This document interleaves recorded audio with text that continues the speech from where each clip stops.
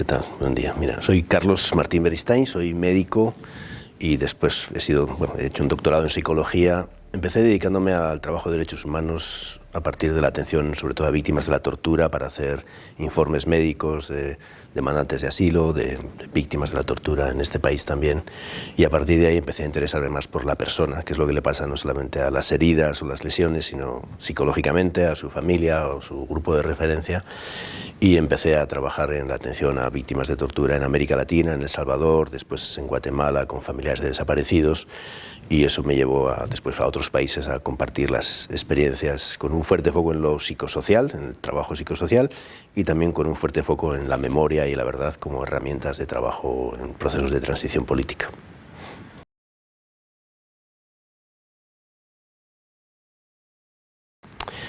Bueno, la verdad es un ingrediente fundamental, ¿no?, de los procesos a enfrentar un pasado, un periodo de graves violaciones de derechos humanos en los que en la mayor parte de los países, sea una dictadura, sea un conflicto armado, la verdad se ha ocultado, ¿no? Las víctimas han sido señaladas, estigmatizadas, se ha mentido mucho sobre las dinámicas o sobre los propios hechos, ¿no? Y la verdad es como un punto fundacional para un tiempo distinto en el que se pueda empezar a hablar de lo que nunca se pudo hablar, ¿no? Porque lo que nos hemos encontrado en Guatemala, en Colombia, en las comisiones de la verdad, sobre todo es el miedo a hablar, ¿no? Porque la gente ha tenido que guardar sus experiencias durante decenas de años muchas veces, ¿no?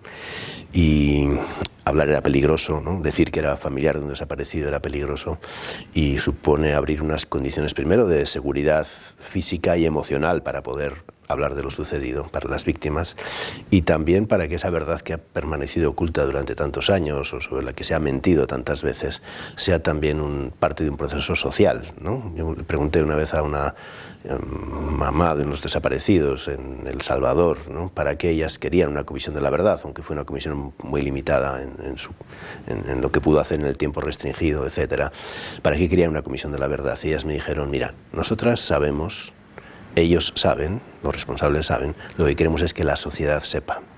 Y creo que sobre esa base se puede reconstruir la convivencia, ¿no? La convivencia no se puede reconstruir sobre la capacidad de seguir generando temor o llevando al silencio de grandes mayorías, muchas veces de la población que ha sido afectada en contextos de conflictos armados o dictaduras.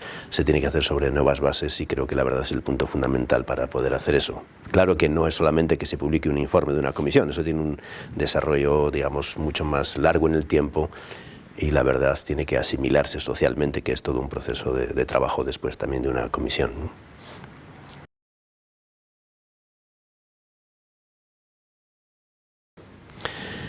Bueno, en ese sentido creo que las comisiones de la verdad contribuyen ayudando a esclarecer hechos que nunca se pudieron conocer, ¿no?, o cuyos responsables o los impactos nunca se pudieron reconocer en la sociedad, ¿no?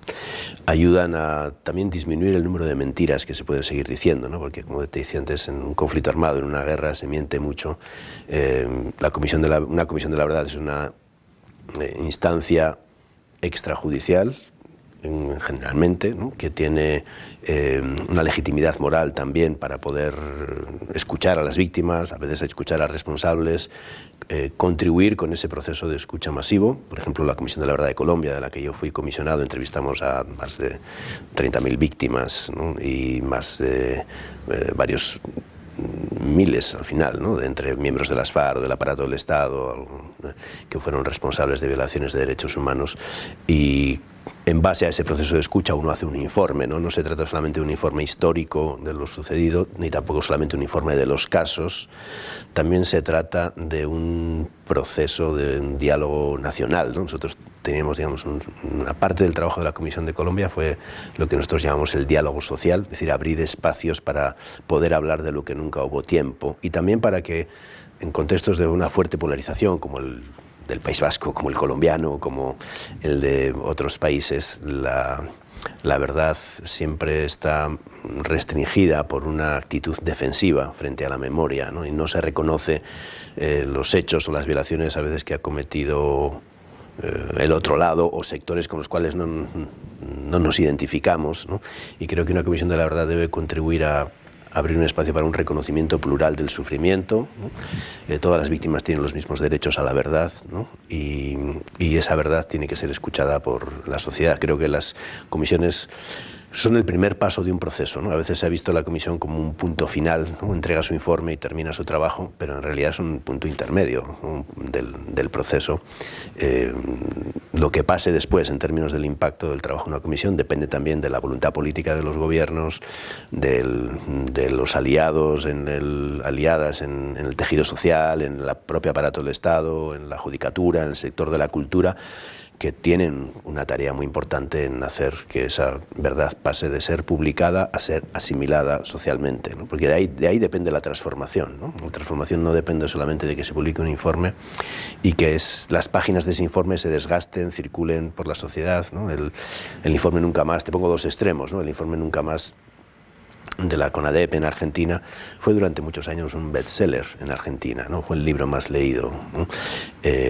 Y el informe de la Comisión de la Verdad de El Salvador nunca se publicó durante 17 años, a pesar de que había hecho un trabajo importante, ¿no? Hasta mucho tiempo después, ¿no? Y eso te muestra lo que pasa después, ¿no? Y si hay fuerzas sociales o políticas que toman eso como una agenda de la transformación o tratan de ningunearlo o minimizarlo, de eso depende también el impacto, ¿no? Pero creo que han hecho una contribución muy efectiva, desde luego, a poner las bases de la convivencia en el respeto a los derechos humanos y en el esclarecimiento de muchos casos cuyas dinámicas o hechos han sido escondidos. Y creo que también, y eso pasó creo que a partir sobre todo del informe Guatemala Nunca Más, un informe que yo coordiné con la parte del informe con Monseñor Gerardi, que era el obispo que dirigió ese trabajo y que fue asesinado 2 días después de presentar ese informe en abril del año 98. Ese es el primer informe que puso el énfasis en las víctimas, no solamente los hechos de lo que pasó, sino qué pasó en la vida de la gente, qué consecuencias tuvo eso, qué pasó en las comunidades afectadas, en las comunidades indígenas sobre todo, ¿no? Porque esa es la base para la reconstrucción, ¿no? Tomar conciencia de las fracturas, los impactos, las consecuencias. No estamos hablando de una epidemiología del sufrimiento, un número de desaparecidos, muertos, personas torturadas, mujeres víctimas de violencia sexual. Estamos hablando de consecuencias enormes en la vida de decenas o millones de personas muchas veces, ¿no? En Colombia hay 8 millones de desplazados internos, 1 millón de personas que tuvieron que salir al exilio, ¿no? Por motivos del conflicto armado.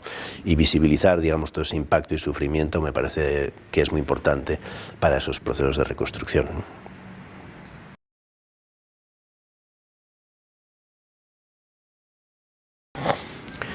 Bueno, desde el punto de vista psicológico, primero lo más reparador es poder hablar, ¿no? Mucha gente en el propio proceso de participar en una comisión, ¿no? Mucha gente se acercó a distintos países a hablar y nos dijo al final, me he quitado una mochila, un peso de encima, ¿no? Porque nunca había podido hablar de todo esto, ¿no? Creo que también hay un efecto muy importante que es la validación social del sufrimiento, porque es un sufrimiento que tiene una causa social y política, pero no tiene nunca un reconocimiento, ¿no? La gente ha tenido que guardar en su corazón, a veces en el silencio, reprimir sus duelos muchas veces, ¿no? Abrir un espacio en el que permita de que eso se pueda hablar, ¿no? Primero que se pueda reconocer, ¿no? Que la gente pierda el miedo a poder expresar, ¿no? Y que no sea reprimida o represaliada, obviamente, por haber expresado lo que le pasó. También contribuye a una desestigmatización, ¿no? Los traumas sociopolíticos, sobre todo, no son solamente hechos, bueno, son hechos individuales y colectivos, pero no son solamente rupturas de la continuidad de la vida para mucha gente, también conllevan una carga moral negativa sobre las víctimas, ¿no? En base a la cual se justifica las atrocidades, ¿no? Lo hicimos porque eran tal, porque eran cual, ¿no? Entonces la desestigmatización me parece que es un mecanismo y una necesidad psicológica muy importante, ¿no? Si tú ves en el caso de Colombia, cuando hicimos los procesos de reconocimiento de responsabilidad, tanto de sectores de las FARC como de sectores del Estado frente a las víctimas, muchas víctimas lo que querían era un reconocimiento de la dignidad de sus hijos. Por ejemplo, en el caso de las ejecuciones extrajudiciales, las madres de Soacha, ¿no? madres cuyos hijos fueron ejecutados, aparecieron como muertos en combate cuando fueron ejecuciones extrajudiciales para tener mejores resultados en la representación de la guerra de esa época, entre el año 2002 y 2008 sobre todo. Los encuentros que hicimos, las madres lo que reivindicaban siempre frente a los militares que participaron en esos hechos es queremos rescatar una imagen positiva, quiero que diga que mi hijo no era un guerrillero, ¿no? Quiero que me diga por qué lo mató, ¿no? Cuáles fueron las órdenes, ¿no? Y eso creo que contribuye a integrar, digamos, a dejar que las víctimas estén en la cuneta de la historia, ¿no? Y que puedan recoger, puedan ser parte de una sociedad en la que lo que han sufrido se reconozca como intolerable.